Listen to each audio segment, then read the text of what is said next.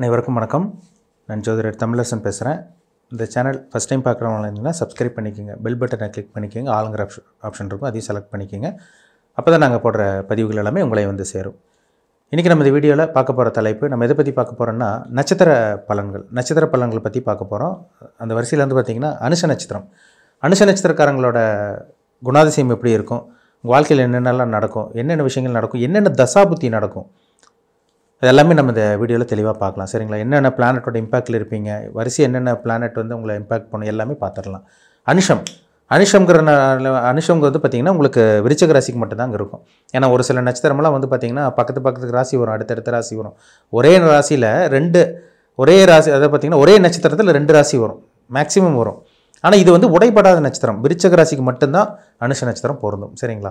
அனுஷம் 1, 2, 3, 4 பாதம் விருச்சிக ராசியில் மட்டும்தான் இருக்கும், வேறு எந்த ராசியில் இருக்காது. சரிங்களா? ஏன்னா ஒரு சில பேர் டவுட் கேட்குறீங்க, அதனால் சொல்கிறேன். அனுஷ நட்சத்திரனால அது விருச்சிக ராசிக்கு மட்டும்தான்.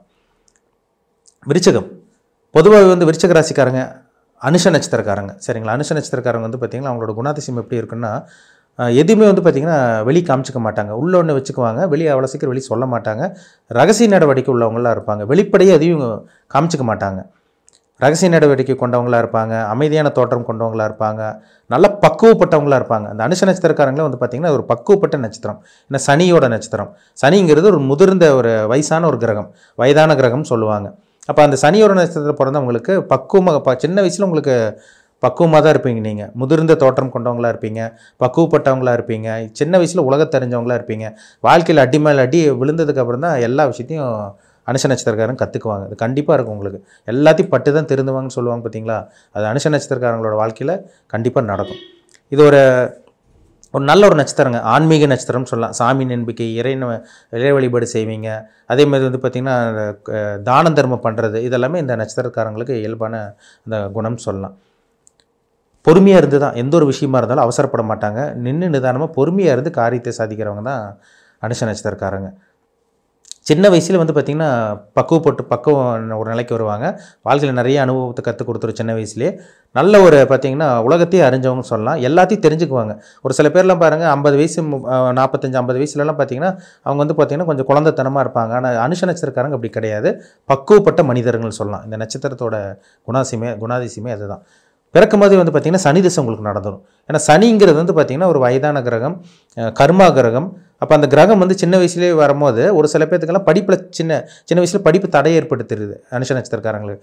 சனி பாருங்கள் 4ஆம் இடம் சம்மந்தப்பட்டு உங்களுக்கு வந்து பார்த்திங்கன்னா 4ஆம் இடத்தை பார்த்து இல்லை 2ஆம் இடமெல்லாம் சம்மந்தப்பட்டுருச்சுன்னா உங்களுக்கு சின்ன வயசில் படிப்பில் ஆர்வம் இருக்காது, படிப்பில் சரியாக ஃபோக்கஸ் பண்ண முடியாமல் போயிடும். அது 4ல் சனி தனித்து பாவகிரகத்தோட சம்மந்தமெல்லாம் பட்டுனா கண்டிப்பாக கல்வியில் தடை ஏற்பட்டுரும்.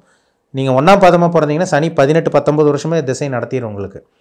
இது நடுப்பாதம் 3ஆம் பாதமெல்லாம் நீங்கள் ஒரு மிடில் பிறந்திருந்தீங்கன்னா கிட்டத்தட்ட வந்து பார்த்திங்கன்னா உங்களுக்கு வந்து பார்த்திங்கன்னா 9 வருஷம் பக்கமே வந்துடும்.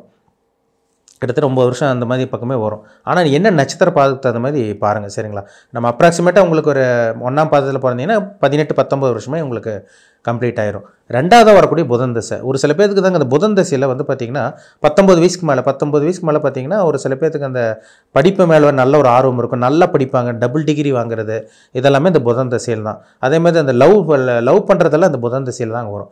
அனுஷ நட்சத்திரக்காரங்க நாங்கள் லவ் பண்ணிட்டு இருக்கோன்னு பாருங்கள், அந்த 18-19 வயசுக்கு அப்புறம் அந்த புதன் தசையில் அந்த காதல் மலரும்னு சொல்லலாம். ஏன்னா புதன் வந்து காதலுக்கு உண்டான கிரகம், இளமைக்கு உண்டான கிரகம்.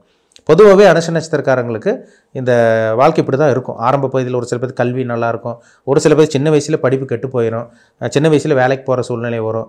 ஒரு சில பேருக்கு 19 வயசுக்கு அப்புறம் வந்து பார்த்திங்கன்னா வெளிநாடு போய் படிக்கிற மாதிரி வரும்.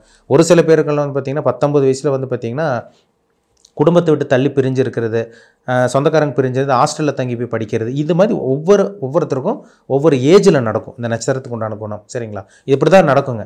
எல்லாத்துக்கும் ஒரே மாதிரி நடக்காது. அந்த புதன் எங்கே இருக்கார், அந்த சனி எங்கே இருக்கார், அதுக்கு தகுந்த மாதிரி தான் சில விஷயங்கள் கண்டிப்பாக மாறுபடும். ஆனால் புதன் தசை 2ஆவது வரக்கூடிய புதன் தசை வந்து பார்த்திங்கன்னா ஒரு சில பேருக்கு யோகத்தை செஞ்சிருது. 19 வயசுக்கு அப்புறம் வரக்கூடிய புதன் தசை ஒரு அருமையான ஒரு தசையாக இருக்குங்க. கிட்டத்தட்ட உங்களுக்கு 30 வயசு பக்கமே உங்களுக்கு புதன் தசை வந்துடும். ஏன்னா ஒரு சில பேருக்கு 15 வயசுலேயே உங்களுக்கு புதன் தசை ஸ்டார்ட் ஆகிடும். ஒரு சில பேருக்கு 19 வயசில் ஸ்டார்ட் ஆகும். சொல்ல முடியாது, அது நட்சத்திரம் பாதத்துக்கு தகுந்த மாதிரி பலன் மாறுபடும். அப்போ வந்து பார்த்திங்கன்னா உங்களுக்கு 33 வயசு வரைக்கும் வரக்கூடிய அந்த புதன் தசை வந்து பார்த்திங்கன்னா நல்ல ஒரு யோகத்தை கொடுக்குது. அதுலேயே நீங்கள் செட்டில் ஆயிடுவீங்க, கல்யாணம் பண்ணிடுவீங்க, நல்ல ஒரு குழந்தையோட ஆரோக்கியம் நல்லாயிருக்கும். உங்களுக்கே வந்து பார்த்திங்கன்னா நல்ல ஒரு லைஃப் நல்லா இருக்கிறது. நிறைய பேர் வந்து பார்த்திங்கன்னா அந்த 33 வயசுக்குள்ளேயே வந்து பார்த்திங்கன்னா நிறைய அனுஷ நட்சத்திரக்காரங்க அந்த ஐடி ஃபீல்டில் இருப்பாங்க. ஏன்னா புதன்கிறது கம்ப்யூட்டருக்கு உண்டானது.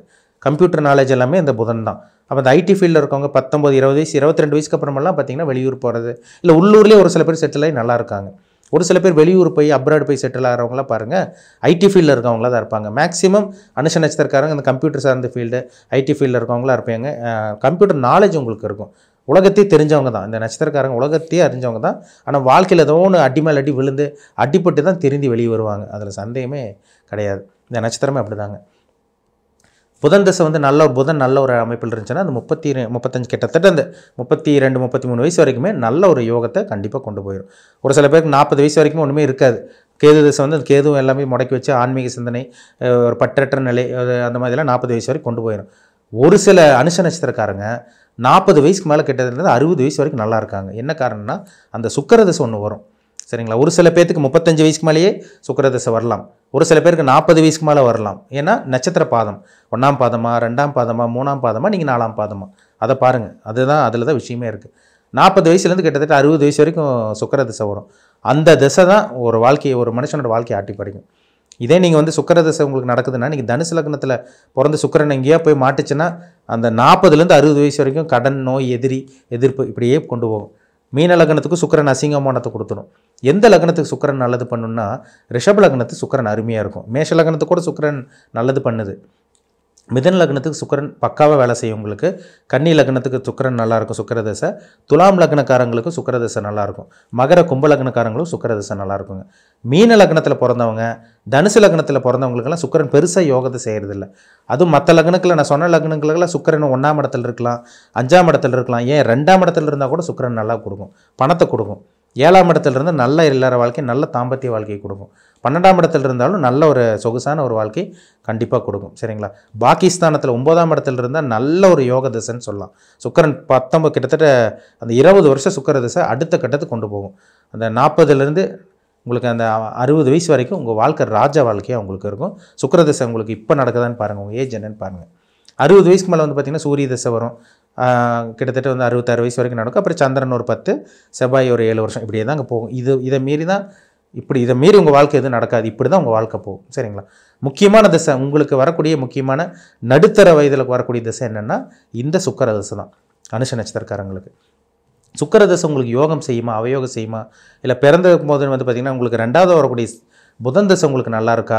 ஏன்னா எல்லாமே பெரிய தசை. பிறக்கும் போது சனி தசை வந்திருக்கும், 2வதாக புதன் தசை 17 வருஷம், அப்புறம் வந்து பார்த்திங்கன்னா கேது தசை 7 வருஷம். அது கூட பெருசாக இது பண்ணாது. ஆனால் அந்த சுக்கிரன், புதன் இதுதான் உங்களோட வாழ்க்கையை தீர்மானிக்கும். சின்ன வயசுலேருந்து நீங்கள் நல்லா இருக்கீங்களா, இல்லை இப்போ நீங்கள் நல்லா இருப்பீங்களா, இல்லை லைஃப் லாங்காக கஷ்டப்படுவீங்களா, இல்லை எப்போ உங்கள் வாழ்க்கை மாறும், இது வந்து தசாபுத்தி.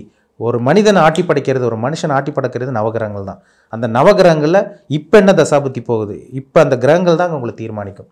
இதை மீறி ஒன்றும் பண்ண முடியாது. நீங்கள் கோச்சார பலன் எவ்வளோ பார்த்தாலும், ராசி பலன், பொது பலன் பார்த்து, வருட பலன், மாத பலன் பார்த்தாலும் அது பெரிய அளவுக்கு உங்களை இம்பேக்ட் பண்ணாது, பெரிய அளவுக்கு உங்களை வாழ்க்கையை மாற்றி அமைக்காது. அதில் சந்தேகமே கிடையாது. சரிங்களா? அதனால் உங்கள் பிறப்பு ஜாதகத்தில் நல்ல தசாபுத்தி நடக்குதா, நீங்கள் என்ன வயசில் இருக்கீங்க, என்ன நட்சத்திர பாதத்தில் பிறந்திருக்கீங்க, இப்போ உங்களுக்கு சாதகமான காலகட்டமாக, பாதகமான காலகட்டமாக, எப்போ செட்டில் ஆவீங்க, எப்போ நெகட்டிவான டைமில் வந்து எந்த காலகட்டங்களில் கவனமாக இருக்கணும், நெகட்டிவான டைம் எப்போ வரும், எல்லாமே உங்கள் ஜாதகத்தை பார்த்தா தான் நம்ம துல்லியமாக தெளிவாக சொல்ல முடியும். சரிங்களா? தனிப்பட்ட ஜாதகம் பாருங்கள், ரொம்ப ரொம்ப முக்கியம். மீண்டும் அடுத்த பதிவில் சந்திக்கும் வரை உங்களிடமிருந்து விடைபெறுவது உங்கள் ஜோதிடர் தமிழரசன். இந்த சேனல் பிடிச்சிருந்தால் உங்கள் நண்பருக்கு, உறவினருக்கு ஷேர் பண்ணுங்கள், லைக் பண்ணுங்கள், சப்ஸ்கிரைப் பண்ணுங்கள், பெல் பட்டனை கிளிக் பண்ணிக்கோங்க. ஆளுங்கிற ஆப்ஷன் இருக்கும், அதையும் செலக்ட் பண்ணிக்கோங்க. அப்போ தான் நாங்கள் போடுற பதிவுகள் எல்லாமே உங்களை வந்து சேரும். நன்றி, வணக்கம்.